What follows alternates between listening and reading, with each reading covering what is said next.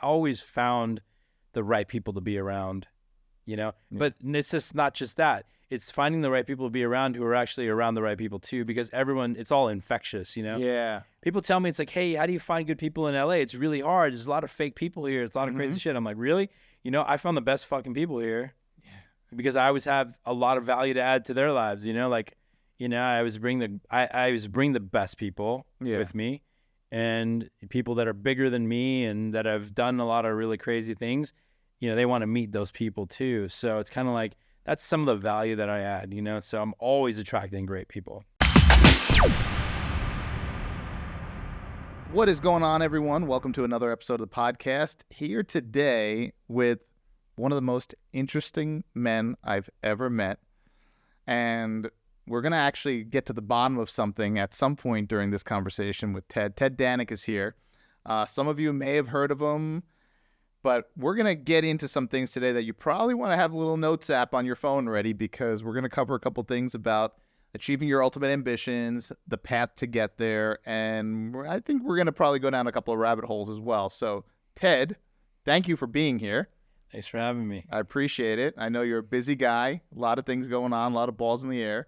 So, first off, tell me about your background, because prior to this, we intentionally kept conversation to a minimum. We're just meeting now. What's your connection to India? So, I don't know. You seem a lot younger than me, but there's a film called Slumdog Millionaire that was out a little while back, a few years ago. I was that kid that fell in the ground, in the hole in the movie. So, no, I wasn't in the film, but I'm from India. I was actually born there. So, I was born in I'm from Gujarat, and I was born in Bombay at the time. It was called Bombay. I don't recognize Mumbai, No, yeah, no. Just kidding. Yeah, it's like when Madras and Chennai Right. changed. People are like, no, it's Madras. I'm from there, but I spent my adolescent years in Silicon Valley, but I lived kind of all over the country. And then I've been in LA for 23 years. But so for a I'm minute. disguised, like a lot of people don't know what I am, and I'm sure you get the same thing. They can't tell what I am, It's kind of like, are you from Brazil? Are you Chinese? Or like, what are you? It's kind of crazy. Are you just a dark white dude? Yeah. So I get all kinds of stuff all the time. It's interesting and fun, but I got to be a little bit extra about the whole Indian thing. That's where my Rudraksa beads, and my I noticed. Where's yours? Listen, my mom has given me hundreds of them over the years. I'm like, I always have something in my car, and people see them and they're like, hey, what's that? Because people don't understand. I'll have a little, every time I get a new car, she gives me a little Ganesh to put in the center console. And to me, that's just one little thing that is her connection to me and she's doing for me. But you see a lot of people, especially out here in California, that are maybe some feel like they have a connection to that, whether it's through yoga or whatever. Sure. But having been there and lived there, I've gone there multiple times. Obviously, my mom is from there. It hits different when you go there. So I think, it is kind of weird because I'm 47 and I spent a lot of my time. I spent my first 9 years in Texas, and it was a really rough time. That's where I learned how to fight. And it was pretty racist there in the beginning. This was in the early 80s. And so it was a really crazy time. And it was hard being Indian, it was really tough at the time. But now it's we're fucking trending finally, It's insane. Indians are trending. Fucking headline, and it's crazy because we're running some of the biggest tech companies in the world, or maybe all of them, and then at the same time, it's we meet girls and they like Indians. It's the weirdest thing, the girls actually like Indians now. Isn't it crazy? Weird? Yeah, it's wild. It's so weird. And on top of that, we have a guy for the first time that I can remember that's running for president. That's Indian. That's crazy. And I'm like, wow, and he's being accepted. So and he used to do tech support on the call centers, and you can understand him now. So it's like you said, it's in vogue right now. There's been a lot of different things. There was a minute I felt like, did you see this about 10 years ago when the Bollywood thing was kind of getting big? Yeah. And then people like Priyanka Chopra came onto the scene. That was a trip. Yeah. And that was wow, she became a pretty mainstream celebrity. Sure. And so that's when people started being like, wow, Indian women are beautiful. It became a thing. So you mentioned Texas and some of the things you dealt with. yeah, I dealt with things growing up in New Jersey, Mhm. and but the thing is, it wasn't discrimination or a racism for being Indian. It was they thought I was black, right? They're like, this is a black kid, so that is what I got, and it was funny to see people shift literally in front of your face Yeah. when they're like, oh wait, you're not black, you're Indian.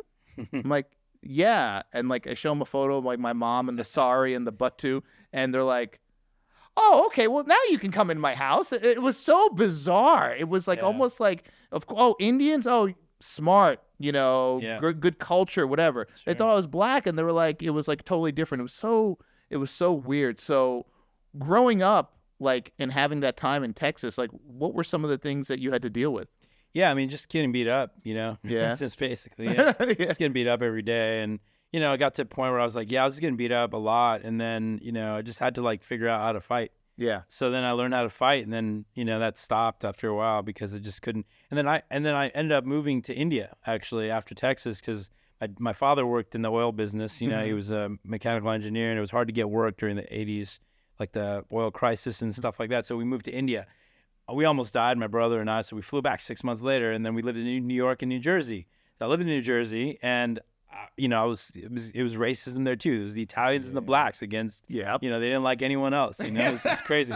So but I already knew how to fight, so it was fine. At Yeah. that point. So it was kind of cool. But so with you, I'm gonna host this podcast. I'm taking over. Let's right now. go. Let's go. Let's go. So like with you, like I can't tell. Like what's up with your?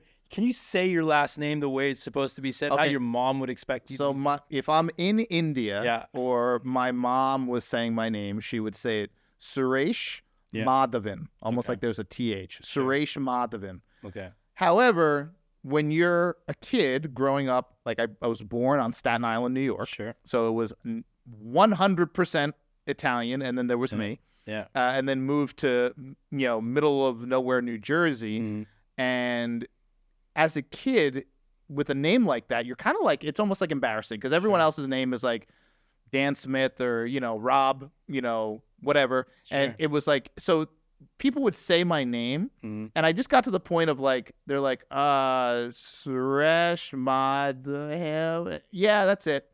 Because I wasn't at that point. I was Sure. already the outcast. Yeah. So I wasn't going to sit there and correct Sure. these white people that were butchering Yeah. my name because I didn't have that confidence Yeah. to do it. Yeah. So, and there was a lot of things in my life that turned into that Mhm. where I just started accepting things and just saying, well, like, I kind of got to like blend in here. I Mhm. can't like make noise Sure. because if I do, I'm going to be, it's going to be pointed out. It's going to become a thing. And yeah, dealt with it my whole life. Yeah. So it was tough. And, my mom knew that I was dealing with it. So like, she kind of like was like, I understand why you're doing certain things. Understand. So there was like a time I came home and I was like, Mom, can we change my name? This is like out of control. That's fun. Can we change my name? Sure. I don't want to deal with this name anymore. I was little, Mhm. and kids are rough. Kids are mean Yeah. to each other, Mm-hmm. So it was very hard not only to look so different, Sure. be the only brown kid in the entire town, but then on top of that to have this strange name, Yeah. that no one could pronounce. I had the same thing. It's crazy. Like I changed my name too. My name's not really. I know everyone's like, Ted. That's such an Indian name. That's like the fucking super desi name, right? But it's not. Surprisingly, it's not. So Ted, I changed my name because in Texas, the same thing. I was getting beat up because people were calling me like my real name is Tej. Tej. Tej. Okay. That's what I was named, and it's the same thing that Ludacris has in Fast and the Furious. That's the same name. Yeah, Okay. say, All right. There you go. Same name, yeah. So I had to change my name because I changed my name myself because it's like, my parents were like, you can't change your name. I'm like, yeah, I got to change my name. It's crazy. Okay. Anyways, I changed my name myself, and I was like, fucking 7, 8 years old, and then it worked out. But yeah, I mean, they were like slaughtering my name, forever. It was crazy. So I get it. I had to do the same thing. Yeah, it was hard. Yeah. It was hard. So But now I want to change it back. It's crazy. right? Of Right? the You get more artist women. formerly known as. Yeah, change it back. Tej, and formerly known as Ted. Yeah, because every girl's like, yo, your name's so much cooler, your real name. I was like, fuck, man. Isn't that so weird? It wasn't until I got Yeah. older, like when I was younger, all the people who were kind of my age and whatever, they were like, well, that's such a weird name, whatever. And then you become an adult Mhm. and you meet people and they say, Suresh, that's such an interesting name. Where's that from? So it's this full progression and Sure. maturity and, Yeah. ignorance kind of subsides a little bit. Yeah, and also I think that this whole cultural shift and people want to be super spiritual. And by the way, we are like the foundation, fundamental spiritualism guys. Like we're the guys. Like the first ones. Hinduism was like, oh, it's all about inner. It's everything's inside of you. Even the gods are inside of you. Like so everything's from within, right? So we're kind of at the forefront of spirituality, and now the whole world is all about being spiritual. So my beads became cool, Now my beads are cool, and people are like, "Oh my god, the beads are so cool." I'm like, "Yeah, well, I had that on in high school, 97. Yeah. I had that on. People were like, what is that around your neck? Are those like chickpeas? And I'm like, very close. They're berries. They're dried berries. Berries. So, but yeah, like, it comes full circle. It's like so bizarre. Yeah. So you left Texas, Yeah. went back to India, Mhm. and you then came back. You said you and your brother almost died. What happened? You get a lot of GI problems there from like water or food. We didn't know what it was. My parents were convinced it was some sort of black magic, Mhm. It's kind of like the evil eye thing, like someone staring at you. So like, I don't know about all that. But anyway, so we're forbidden to ever go back to India. My parents will not let us go there because my brother actually, his heart stopped and he was blue and just crazy stuff from like, he got blood poisoning from an IV. Actually, he was super sick, and then they gave him an IV and he got blood poisoning from contaminated IV. So he almost died. And then I had like something similar. So my parents had to just leave, like we had to fly out of the country and just leave. It could not. It was so great that we didn't end up in India. You know what I mean? I would have been really like the Slumdog Millionaire. Like the actual, the actual one. And then we moved to New York and New Jersey, and then San Diego, and then San Francisco, and I spent my adolescent years in the Bay Area, and then came here in 2000 for some startups and stuff, and we'll get into those. But yeah. But I won't leave LA. Everyone's like, oh, let's go to Austin. Let's go to Florida. I'm like, yeah, I'll come visit, but I don't know, man. What holds you here? It's the liberals, man. Just kidding. Well, I mean, I think, man, what holds me down. Oh, yeah, no, what holds me in. Don't cancel us. Yeah. We can't talk about religion or politics, or we'll make a lot of really interesting new friends. But I think that, or enemies, but I think that what keeps me here really is the weather, and I think overall, the people are pretty good, Yeah. and you don't get the kind of energy and ambition you have here in LA. It's just, there's nothing to compare it with, Yeah. other parts of the country. I mean, I spent a lot of time in other places, and you just don't have that here, have that there. You can meet the most interesting people here who've done like the craziest things. Like anything you want to do, you can find those people here. You can meet them and replicate whatever else, whatever they've done, and so that's really rare. Yeah, I'm starting to notice that. It's like my first time really like being immersed in LA, and I'm starting to notice that. It's different than I thought it would be. Definitely different, and meeting a lot of great people. So let's talk about the progression from where you started out. Sure. Because we all have our ambitions in mind. Our 6-month goals, our 1-year goals, but then we have our 10-year goals and our lifetime goals. You kind of started that trajectory earlier than most, it feels like. So can you get into that a little bit? Yeah. So like your mom probably drilled this into you, just like my parents did too. It's like, for us, it's like Indians, you had to be a doctor, a lawyer, or you had to be like, something professional. Yeah. At the end of the day, you had to do something that made, like that could earn you a living that was decent, because we're basically like almost like first generation or second generation here. And, you need, like we're just a very competitive ethnicity just because of there's a billion or more of us, in India. So you're competing always for jobs and like for work and stuff like that. So all that's instilled in us. And so like things like, like my friends who are playing musical instruments and playing sports, I wasn't allowed to play sports or musical instruments. They made me focus on my grades. I was 4.0 all A's and stuff, but it was really critical that I got, my schoolwork done. That was the most important thing. That's what's going to get me into med school or law school or whatever it was that I was going to do after. Obviously I was going to be a doctor at one point. It's just like every other Indian kid's parents dreamed for them. My grandfather and the rest of the family, they're all doctors and stuff too. So my dad was an engineer. He wanted to be a doctor. So now I was supposed to be a doctor, like whatever. Anyways, glad I never became a doctor. So early on, I was, programmed from an early age that, hey, look, I had to do something monumental in my life. And I was, already set. And I knew that I was going to do something special. I just didn't know what it was yet. And I realized that, I needed some mentorship and I needed some direction. And my father was like super focused on self-help his whole life. So he's reading all these books like Zig Ziglar and, Tony Robbins and, like all these guys like Brian Tracy and all that stuff, and he's just passing it on to me and I'm reading it too, and I'm like, it's an early age and like start understanding about what the fuck osmosis really means, It's just like, what is osmosis? And by the way, we're working on a book, Winning by Osmosis, that, we're working on writing right now. But anyways, so something similar to that. But essentially what it meant was like, I needed to be aligned with people. And that's why I'm here in LA, I think too. Needed to be aligned with people that I wanted to be like, or I wanted to be able to replicate, success or, anything can be replicated. And I learned that really well from Tony Robbins. And so I think early age, I decided like, hey, what do I want to do? I don't know what I want to do. I'm not that creative. I was never super creative. I knew how to fast follow, I knew how to replicate, stuff. And to this day too, I'm not a creative pioneer. I don't pave roads. It's too expensive.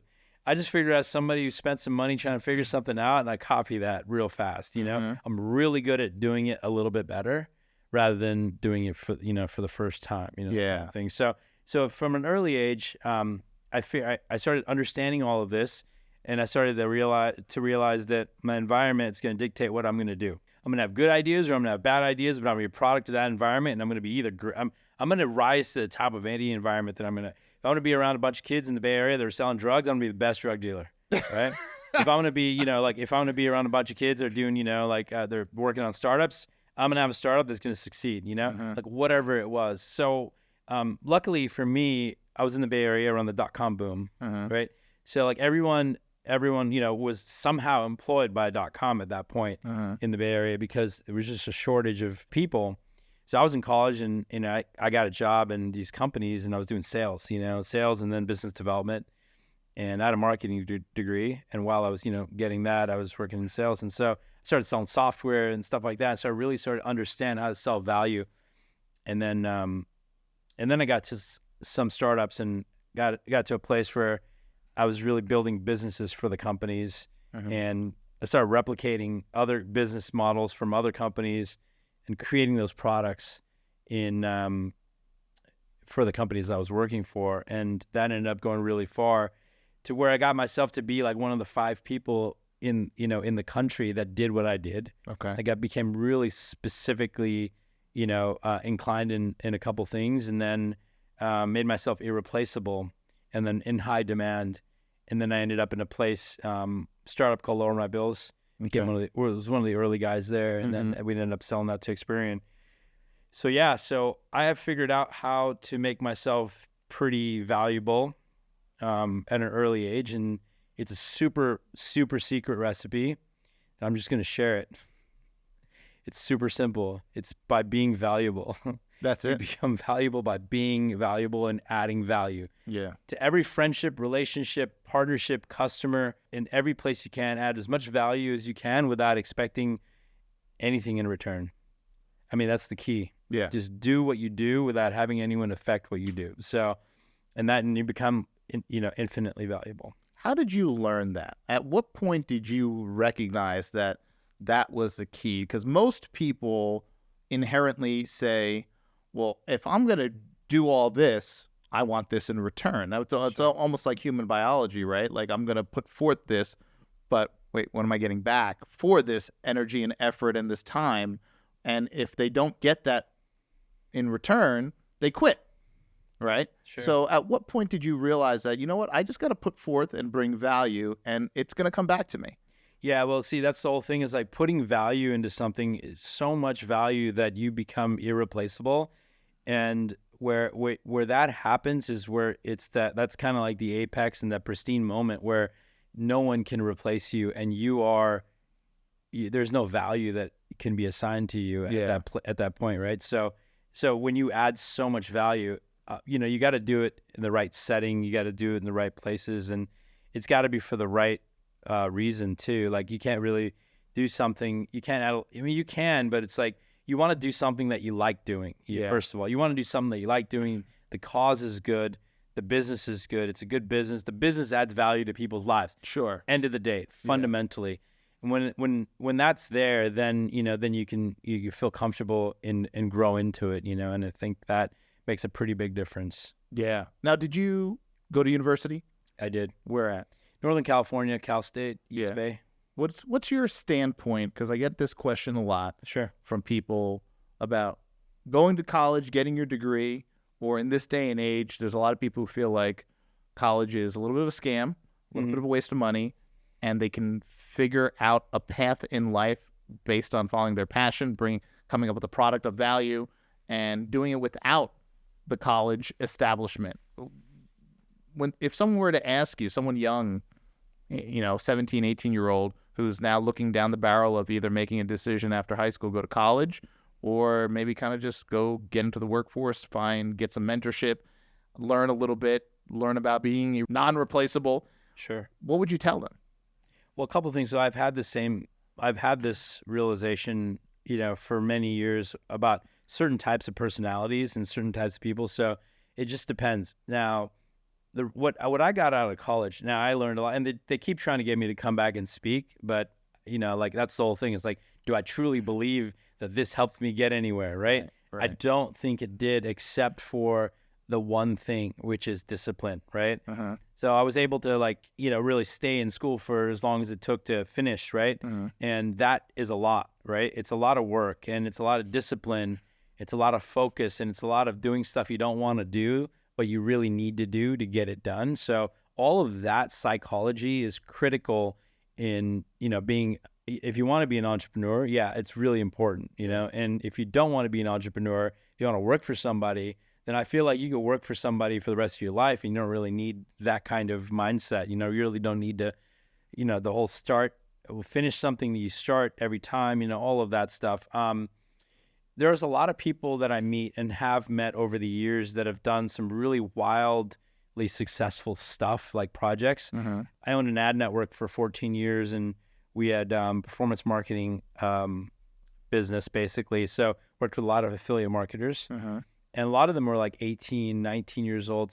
I had a client, one of my first clients was 15 years old. An Indian kid named GK Gopal Krishna, little Indian kid from Texas, right? Man, it's so funny. This kid was sending me 100K like every couple of days. He was running like performance marketing stuff like acai berries. Yeah. This was like before none of us knew. We didn't know what it was. Yeah. Like, okay, cool. We'll run it. Yeah, we'll publish the ads. We don't know. We have no idea. We don't care. It sounds good. Cool. Go ahead.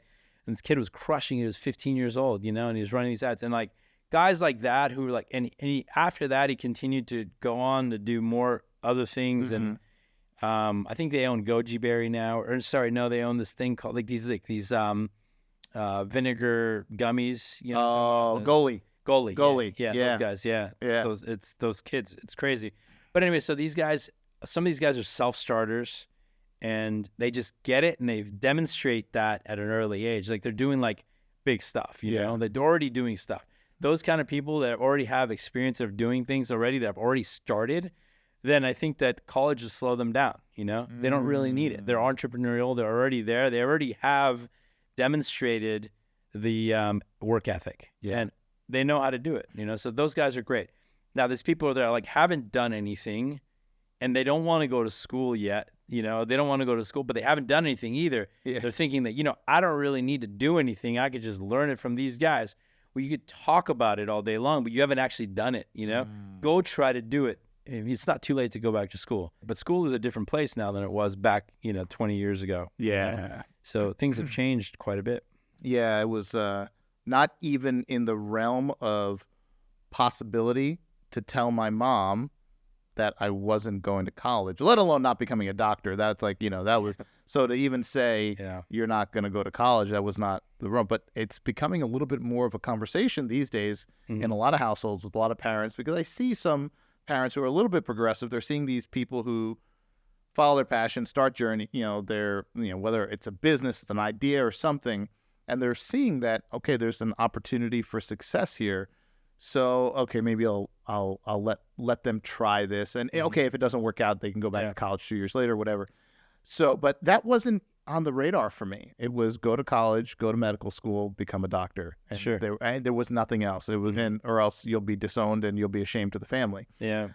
So that was a lot of pressure in and of itself. And I'm sure you probably felt some of that pressure as well. Yeah, I did. So now fast forward. Oh, by the way, Indian parents get over it.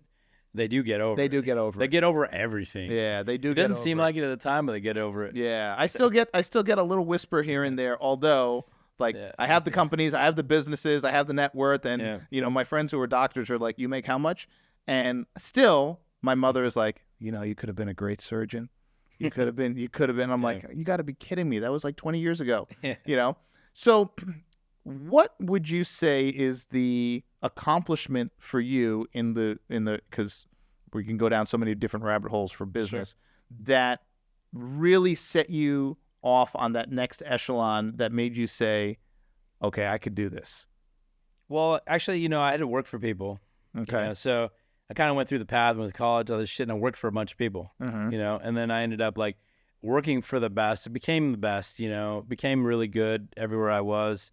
And then, you know, it kind of just rose to the top. And then I was always adopted by mentors, you know, because they saw, see, it's like, how do you get a mentor to adopt you? I get these questions all the time. It's just, you got to demonstrate a few things, you know, you have to demonstrate sincerity. You got to demonstrate that you're going to take that shit and fucking run with it. And you're going to potentially be better than them. They got to see that, you know, and like, I got to see that. I got to see some of these kids I mentor now. It's like, I could see these kids better than me, you know? Yeah. If I see that, then I'll mentor these people all day long, right? So same thing. So I did that, and I got mentored by some really great people. I still talk to them to this day, and you know, and I think that made a pretty big difference. And then so working for people, and then I launched a business in 2009 that I took public on an IPO in 2017.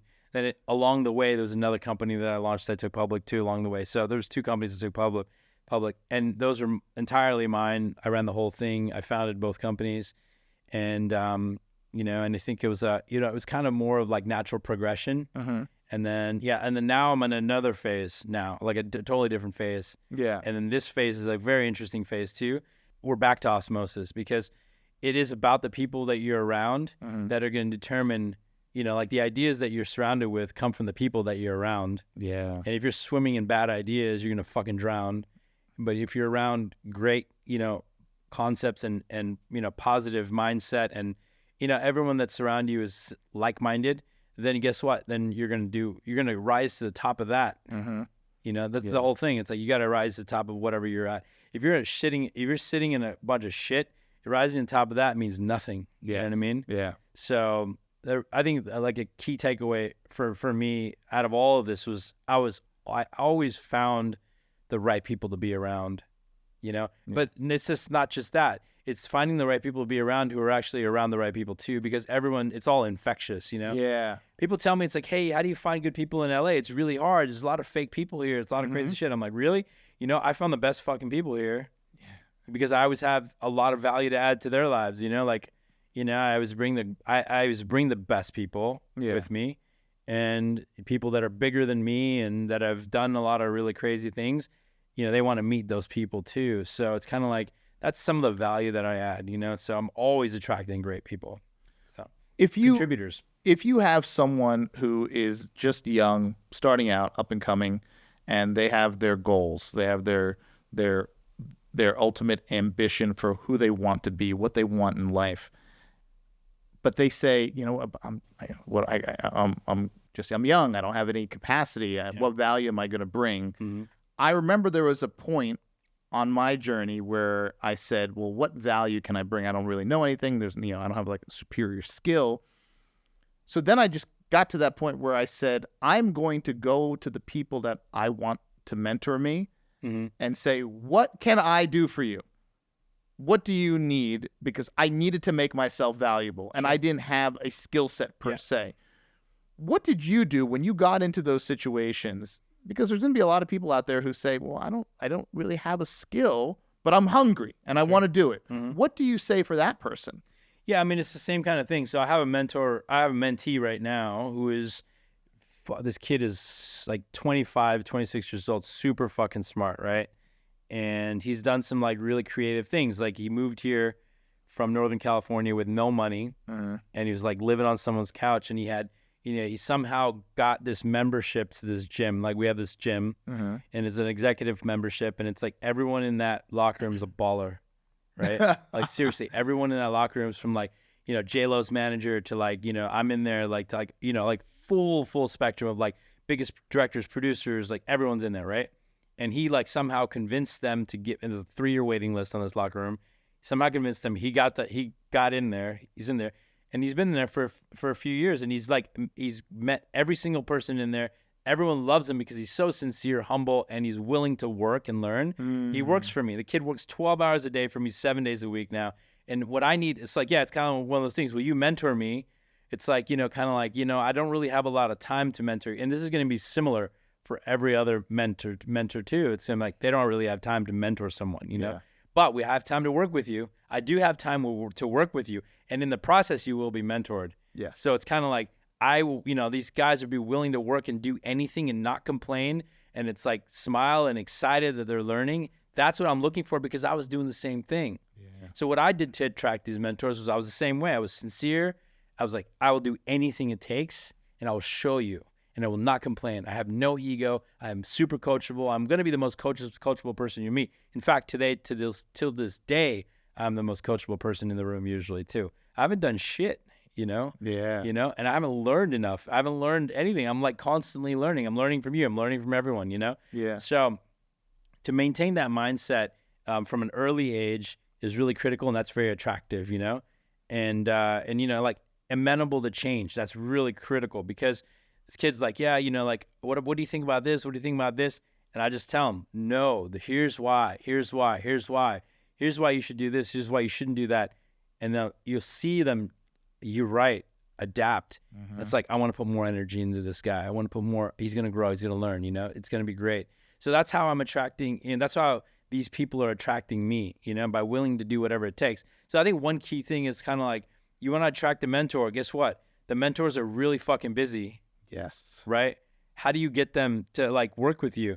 Well, you need to work for them. That's right. You find a way to work for them. You tell them you'll do whatever the fuck it takes. Let them pay you whatever the fuck they want to pay you. $20, $10, whatever it is, or nothing.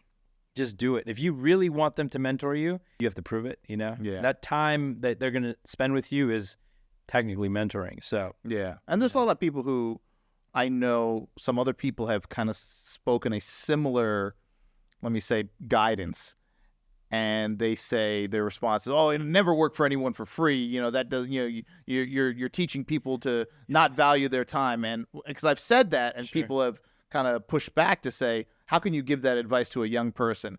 Listen, there were times that I worked for free for mentors, and I just said, "I'm going to push and become, like you said, invaluable to this guy to the point where he's going to pay me because he doesn't want to lose me. Sure. He doesn't want to lose me." And that is bringing that ultimate value to that person, become irreplaceable. Exactly. And that's it. And then you know what? The payment will work itself out. Sure. Because I was learning. Yeah. And as you know, in these situations, once you prove yourself a little bit, they would start giving me more responsibility and let me do more and let me do more and let me do more. And next thing you know, I was doing tasks that when I first started, I was like, this guy's never going to let me even like know about that aspect of his business. Yeah. And next thing you know, you're doing it. Yeah. The trust, the value. And then it got to the point where like this, I would hear him say, this kid's, you can't put a price on him. This kid's incredible, Exactly. because they saw it in me. They saw the hunger. And I think that's lacking in a lot of young people today. Sure. I don't see it. And like when I talk to certain people, it's, so how much do I get paid? So how much time off do I have? Hey, can I work remotely? I'm like, on day 2, this is your second day of the job and you're asking for more money and can you work remotely? Yeah. I feel like they don't get it. That mindset is not there. So now talk to me about your latest venture. What are you most excited about right now that you have going on? So, I think I've got my hands in like a bunch of different businesses. So I have a real estate business. It's my passive income portfolio. I have a bunch of properties. We have about 20 of them now that are basically all short-term rentals, essentially, and it's doing well.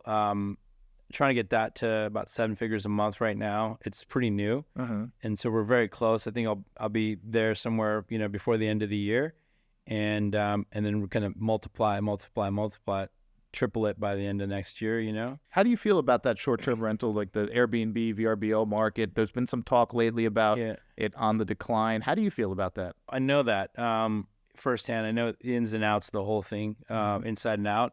So in October, Airbnb rolled out a new algorithm last year, and it really affected people.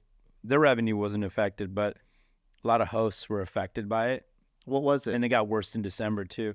So what happened specifically was they started showing lowest price listings first, instead of listings ranked by quality. So now you're seeing like the cheapest stuff. The cheapest stuff gets booked first, So all the guys with the cheapest prices are crushing still. The guys with the higher price stuff are not doing as well. But anyways, so it's fine. So Airbnb is like 10% of my business, and I don't fucking care. Yeah. It used to be 100% of my business. I was forced to get better. So VRBO is like, whatever. It's either great or not. It's like, it's kind of whatever. You kind of have to have it in the mix. Better for longer stays. But now we have about 200 integrations now with online traveling agencies. So we have proprietary software, and we're doing integrations, demand side integrations. So partnerships with different online travel agencies like trip.com, hotel.com, hotel beds, like booking.com, like all of them, like Expedia. There's hundreds of them, right? And those are the ones I named are prominent here, but we're talking about like other continents, right? So in other countries like South America, they have different platforms there. Yeah. No one uses Airbnb or VRBO or Booking or any of that shit there. They have their own. Yeah. So we did the integrations with those guys too, and they have them in Asia and they have them in Europe, and all these like proprietary platforms. So now we're integrated across the board with hundreds of online traveling agencies. So we don't have like single point of failure. So basically setting up the whole platform and foundation to scale and grow. Now we're gonna get into other markets, so that's gonna take off. I think it's gonna do well. The problem is like you're in California, you're in a tenant friendly state where there's it's very hard. There's a lot of regulation here. It's very hard to get scale here because there's so many weird regulations and laws, and you can't do it in some cities, and just crazy, right? Limitations. Anyway, so we go to non-judicial states that are red states, and where they're not as tenant friendly. You do kind of like whatever you want. So those are the places like go wide open, and there's huge demand too, like Florida and places like that. So there's regulation there, but not as bad. So, kind of grow into other states and grow that. So that's one business that's scaling right now. We have, I have another, so I fully exited my public company last August. It was a company that I took public, ran for 14 years, did hundreds of millions in revenue before we raised even a single dollar of outside capital, and raised about $80 million. What sector was this? This is ad tech. Ad tech, okay. Advertising technology. And then raised about $80 million while being public. And then I left. And then, so after that, I started another ad tech venture, and we're in stealth. It's primarily focused on connected television. So ads on connected TV. Okay.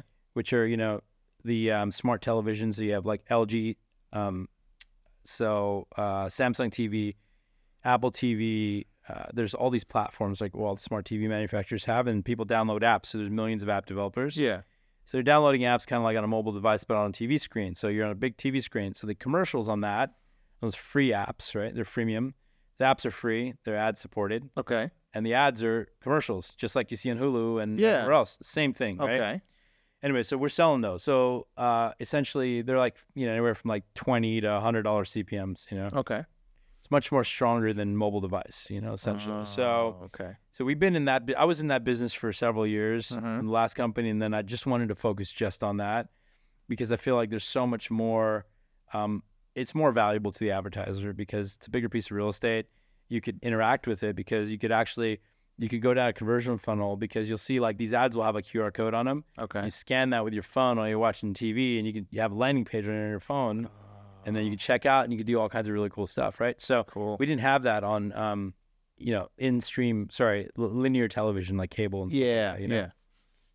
So that's the business for that. It's programmatic advertising, specifically in connected TV and OTT, and get that to scale and then move into devices. So that's the next kind of spectrum. Mm-hmm. So there's some players out there that are testing, they're spending a bunch of money, and they're going after basically the free TV market, Mm-hmm. giving out TVs with 2 screens, and 1 screen is for ads, and then they have ad supported content, meaning apps that are OEM on the device itself, meaning they come with a bunch of apps, right? Mm-hmm. So it's kind of like people were giving out phones for years. Yeah. Like a browser, like a specific browser to do ad injection and stuff like that. But this is like a television screen now, free TV. So a couple guys are doing it right now. They're spending a bunch of money. Great, let's go. See how it plays out. And we're already in, kind of trying to figure out how to do it for less and make it a little bit more stickier, because free TVs with ads, I think could be the next kind of area that could grow pretty fast. Because I don't know if you've noticed, but TVs are so cheap. So cheap. It's crazy, right? Yeah. Yeah. You go to Costco and like you can go there one day and they have a price for a 55-inch screen. I just bought a 90-inch TV a year ago. Mm-hmm. And the 90-inch TV now is like $1,000. It's crazy less. Yeah. So it's kind of wild that, obviously with the progression of technology, the price is going to come down. But this is something like I never even thought about. Like, hey, free TV, but you just got to, and I think, of course, with our current state of the economy and the way most people are living, most people would go for that. I could back it out, a spreadsheet in like 2 minutes to tell you what it would, how many ads, how quickly we could break even, like how long it would take to break even. So if a device like a 55-inch does average TV, if a device would cost us like, anywhere from like $80 to $150 our cost, how long and how much content would they need to stream, and how many apps do we need to embed, and how many advertisers do we need to get on board to be able to break even, and how long would it take? I could build a model and cash flow it, within, say, it'll take us like 65 days, for this user to break us even, on that much advertising or whatever the number is. It could take longer. Then we can cash flow that, or we could factor it, and then, it could scale it from there. So it's pretty crazy. It's just like mobile phones, Yeah. giving away mobile phones. Why? Because the subscription, how long does it take to back out, So it's the same thing. Yeah, the cost of the hardware gets eaten up. Exactly. Did you ever see this as where you would be at this point? Did you in your mind say, yeah, I know I'm going to be there. I'm going to be even greater than that. Is this something that you envisioned, like at this point with what you're doing with tech? And we're going to get into some of the other things we talked about. Sure. I think it's interesting, but no, I didn't actually. So I didn't know what I was going to, and I still don't know what the fuck I'm going to do tomorrow. I have these things going on, right? I'm really good at finding things that work, like I could quickly figure out something and make it work really fast, and then I can scale it because so working with people or working for people over the years helped me understand how to build real scale, because we got certain companies, like Lower My Bills, we got to over $1 million a day, and then we sold it, like it took a lot of infrastructure and operating, like operating resources and people and just, so much to really compartmentalize the entire business to a point where we have metrics on every single piece of it. And then we're tracking all the metrics on every single part of it, and then get the whole thing scaled by like each module, right? So we compartmentalize every business. And I'm doing that for everything I do. Okay. And so, so I can figure out how I can work something, make it work. I can find something, make it work, compartmentalize it, take it apart, scale it, and get it to grow pretty fast. And it just happens to be situational, because it's not something that like, hey, I didn't know that I was going to be in the ad network business. I didn't know I was going to be in connected television business. Those are not aspirations of mine at all. You know? I didn't even fucking care about advertising. I just figured it out, you know, Yeah. like I just saw some people crushing in this space, and I figured out, oh, I could do that, but let me see how I could add some real skill to it. And so I know how to do that, but taking it apart. And then, so that's kind of how that all happened. How did the Airbnb thing happen? It's really crazy too, because I got, so I bought a house in 2007, economy crashed in 2008, 9. And then I ended up, saying, you know, like, I can't sell this house. I was overpaid for it, you know? Yeah. Can't sell this house. Fuck it. I'm just going to make it my own.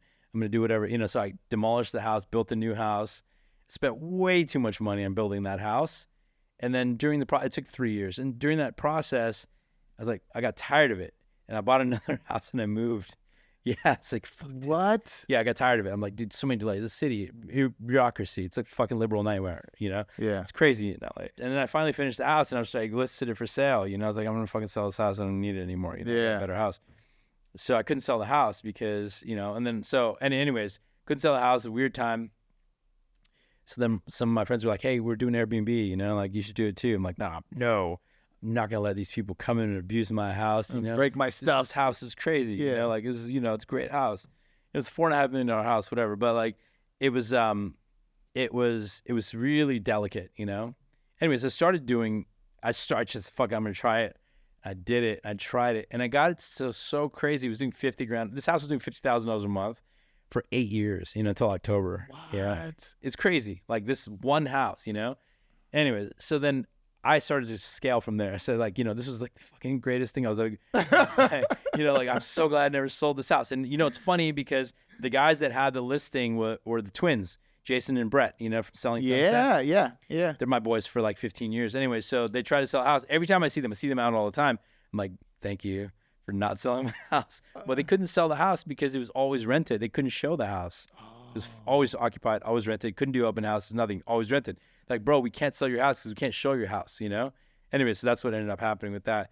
I just did an episode. I actually just filmed an episode on season 7 for Selling Sunset. It'll be out like a couple months. Yeah, just like we're shooting for like 8 hours. It's crazy. Oh, nice. But yeah, it'll be fun. Oh, very buying a house in Brentwood on the episode was fun, but yeah. So when you talked earlier, we were kind of talking and we kind of went down a little bit of path. We started talking about some of the mushroom industry, which is a lot of people are starting to talk about that now. A lot of people have brought it to, let me say, the forefront. People like Joe Rogan talking about it. Yeah. Huberman. Huberman, you know. You're monetizing that, going, you know, another avenue, an area of business for you. How did you end up in that domain? Yeah. So, you know, it's interesting. It's a passion project, right? And it's because, I really feel good about what it does for people. And I'll talk a little bit specifically about some of the people that I've helped with it. But I kind of went down that road because, like, I've never done really any drugs in my life. In the early 2000s, I did some MDMA. I lived in the Bay Area, you know, kind of everyone did. And that was it. And then I tried mushrooms. I vowed I'd never try them again because I had the worst trip. It was so bad, you know. And then I tried weed, you know, but I can't smoke weed. I just get, you know, I just feel slow and stuff, right? So those 3 things, that's the only things I ever tried. And I used to drink a little bit, you know. I never drank much, but just a little bit. So about 4 years ago, 3.5 years ago, I quit drinking completely because I was on this health kick. So my best friend is MySpace Tom. MySpace Tom has been a carnivore for like 4 years, you know, like. No kidding. Yeah, like he's like blending like kidneys and fucking hearts and livers and shit. Oh, he's doing nose to tail. He was. He doesn't do that anymore, but he's still really super healthy. But anyway, so he you know, he's been really progressive, you know, and he's a great influence in my life. And he's been, you know, I've been with him for like 20 years. We've been close friends for 20 years. And you know, I adopted a lot of his, you know, qualities and characteristics because he's just a, you know, top shelf, first class guy. You know, just the best. He's just the best at everything. Anyway, so he's been a great influence for me. So a lot of the diet and health and biohacking stuff, like I really have been. He introduced me to Dave Asprey. Dave Asprey tried to teach me how to meditate. It was kind of crazy, you know. Couldn't do it at the time. So I quit drinking, you know, about 3.5 years ago because I felt like I was doing everything. I was fasting. I was like, you know, I was carnivore. I was, you know, working out 3 times a day. I was doing all this stuff. And there was the one thing in my life that I didn't, you know, that was contra to my, thesis on health, which was drinking. Uh-huh. I didn't drink much. Anytime I'd go out, like once a week or twice a week or something like that, I have like one drink or two drinks or something, nothing much. A couple of drinks a week. Yeah, a couple of drinks a week. But there was still no benefit to it at all, right? Yeah. It was bad or no benefit. There's nothing good coming out of it. Anyways, so I quit completely. And I was like all those people that, felt like I needed to really kind of drop my inhibitions, take the edge off, I could have better conversations with people it was all is a weird perspective. It wasn't real, Yeah. Anyways, so then I had a friend at the time. He's a Silicon Valley guy, and he's been pretty successful. They built, a few businesses, sold one to Facebook, and then built another $3-4 billion business within 3 years, right? And smart guy, but he said, hey, he's been trying to get me on mushrooms for years. He's like, hey, all my ideas, they come from shrooms, like everything, like, whoa, this is crazy, and he's like, basically you need to start microdosing. I'm like, nah, man, I can't. I don't do any drugs, no drugs. I don't do it. I won't do it. And I didn't know, I didn't know it wasn't drugs, I thought it was drugs. It's fucking mushrooms, the hippies and Hate Street and all that shit. That's why I always thought about it, right? Yeah.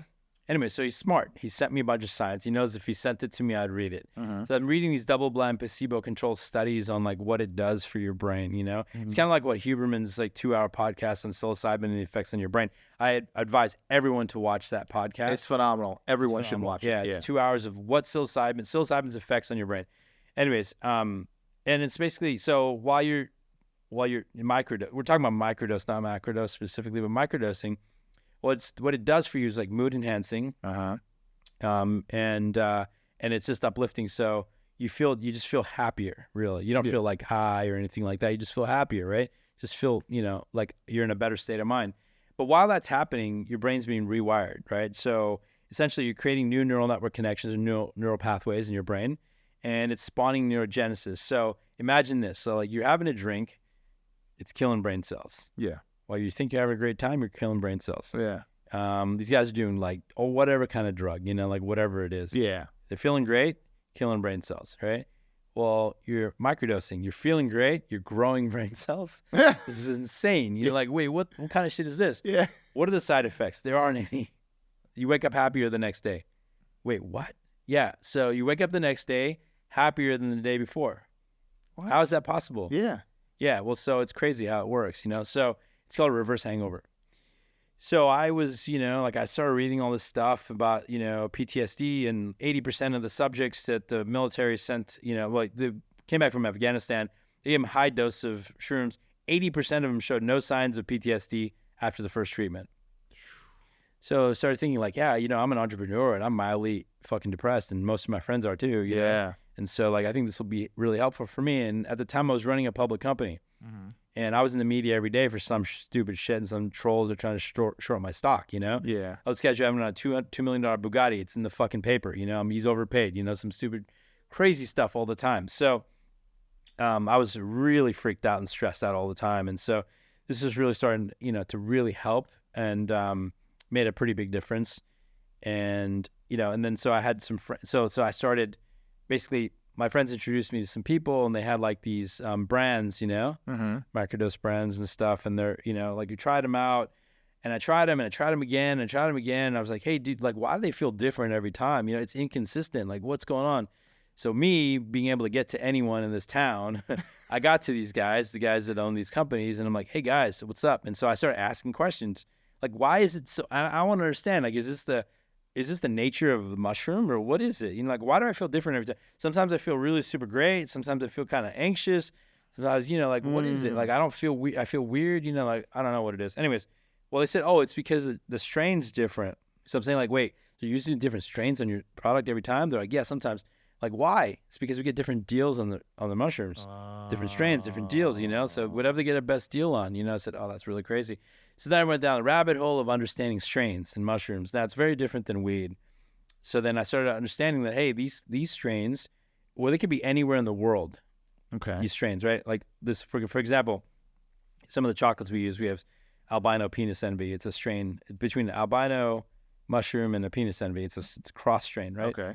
Now that ends up being very similar everywhere. Like what you should expect as far as an effect will be the same. It's highly euphoric, and it has, it's very clean. You don't have any anxious finish or anxiety or anything. It's just you get a little bit of body high, and you're just really happy and super. It's a euphoric feeling, That's what that's known for, and it'll be here or Brazil or anywhere else. It'll be the same. You have the same feeling. So I said, you know what? And then there's a strain called Be Positive. Be Positive is, it's a super energetic strain. It makes you feel like you want to work out. It's really crazy. You actually want to work out, and when you're working out on it, it gives you, a really strong mind-body connection. So that's called Be Positive, and that's similar everywhere too. So I said, hey, we need to create products that will have a predictable outcome every single time, and people will know what to expect. Let's educate them on the strains. So I did this out of like, hey, you know what? There's this kind of happening out here. It's kind of wrong. It's like people don't know what to expect, and they're feeling different every time, and then it's causing a bad, it's just a bad taste. They're going to move away from the industry, and they're going to move away from the product in general. Yeah. So we did, some a bunch of products, and then they're very specific, and we educate people what to expect, what kind of, how you're going to feel, and what mood you should be in, all that stuff. So it's pretty interesting. Worked out pretty well. Now I had some friends that were that we treated for different types of addiction. So one of my friends was hooked on opiates and painkillers, and then he got off of that by being, by moving the addiction to kratom. So kratom is this plant that you can buy in a gas station. You can buy it at the 7-Eleven. And kratom is this very similar to an opiate. It's not an opiate, but it hits the opiate receptors the same way, and it causes a very similar type of addiction, and it's pretty gnarly. And to get off of that, it's really crazy. So I had friends that were, I had one friend that was hooked on kratom, got him on shrooms, never tried shrooms before, got him on our, microdosing stuff. He got off it. He was crying. He's like, dude, you saved my life. This was crazy. I was almost, he was considering, ending it. It was really crazy. So he's super happy about that. So many other types of addictions, like another one was Adderall. So somebody, this is a common one, Adderall has this really gnarly withdrawal. So people have been on Adderall for a long time. They come off it and they have this deep, deep, deep depression, No kidding. And so they're microdosing out of that depression, and it works really well for that too. It has. And then, there's all kinds of other stuff. The whole idea was the way we dose these things, like either the chocolates or the gummies, we dosed them as cocktails, basically, right? So we want to replace cocktails.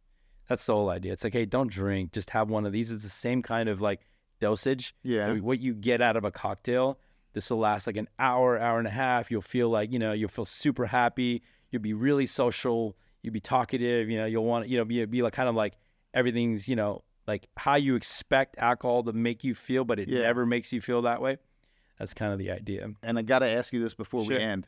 Is there any addiction? Because I could imagine that feeling that good feels great, and I would want to keep doing that. So I'm going to tell you, like, basically what I get out of it, right, is what I'm loving about it is not the chemistry or the chemical itself. It's how what it does for me in that moment. It puts me in present tense. So we all have a problem of being present, right? Like it's the biggest issue of society today.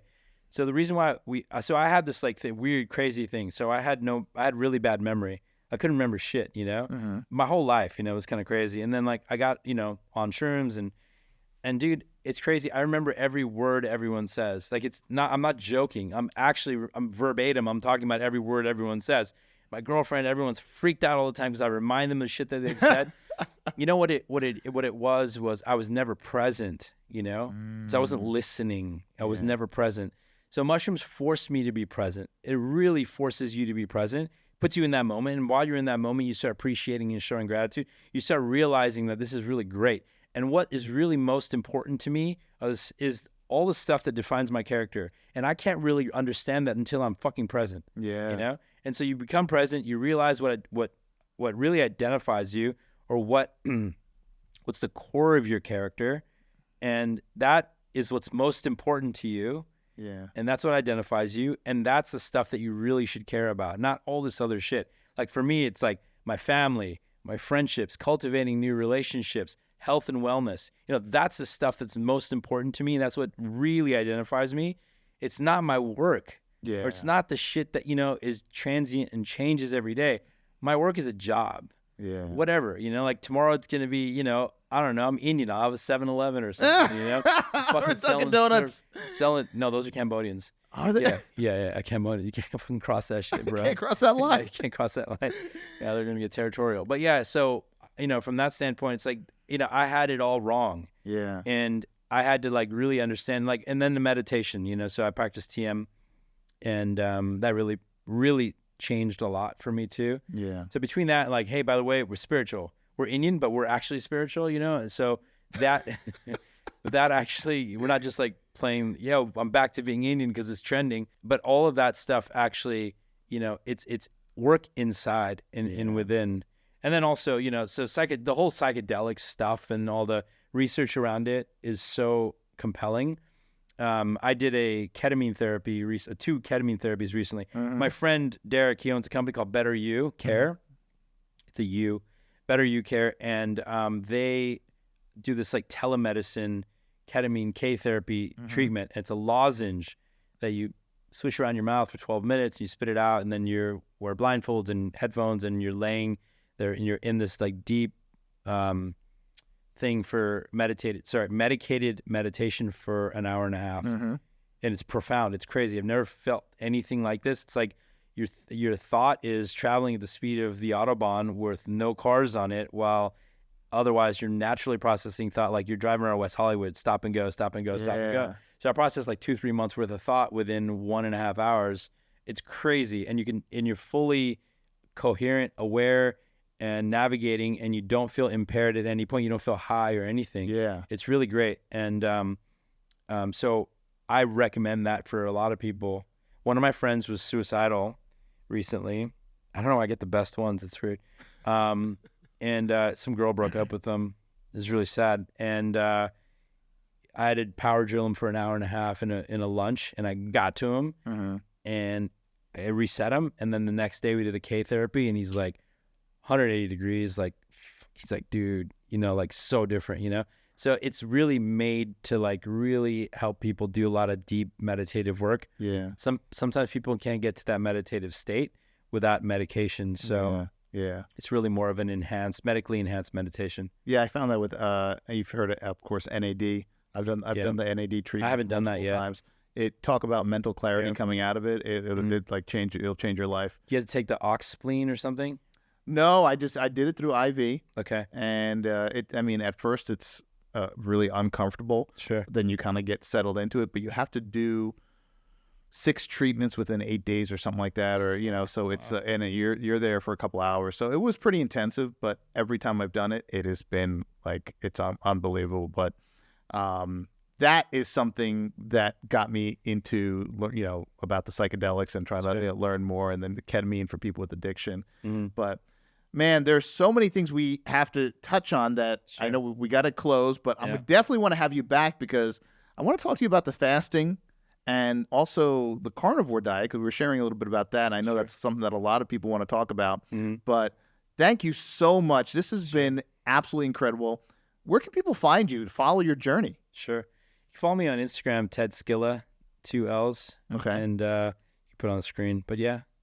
That's about it. Awesome. That's your main. That's your main. That's it. Avenue. Yeah. Man, Ted, thank you so much. There's so much more we got to get into. Stay tuned. There's going to be a part 2, but thank you so much. Thank you. Make sure you check out his Insta. We'll put all the links below. Thank you for watching. We'll see you next time.